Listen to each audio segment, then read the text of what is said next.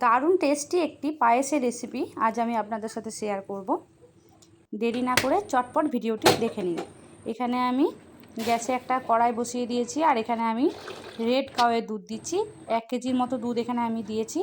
দুধটা কিন্তু আস্তে আস্তে ফুটতে থাকুক। এইদিকে আমি 200 গ্রামের মতো ছানা কিন্তু পুরোপুরি জলটা ঝরিয়ে নিয়ে এইভাবে শুকনো করে রেখেছি। আর এইভাবে কিন্তু দুধটাকে অনবরত কিন্তু নেড়ে যেতে হবে। আর নেড়ে নেড়ে এরকম কিন্তু একেবারে অর্ধেক করে নিতে হবে। এরপর আমি ছোটো বাটির হাফ বাটির মতো এখানে চিনি দিচ্ছি, আর এখানে 4টের মতো ছোটো এলাচও কিন্তু আমি দিয়ে দিয়েছি।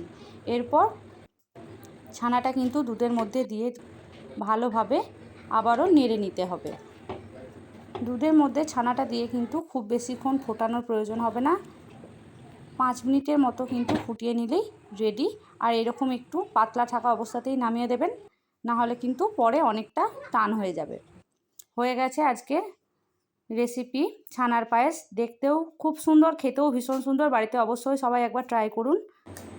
তাহলে আজকের মতো এখানেই টাটা, দেখা হচ্ছে অন্য কোনো ভিডিওতে। খুব সুন্দর হয়েছে।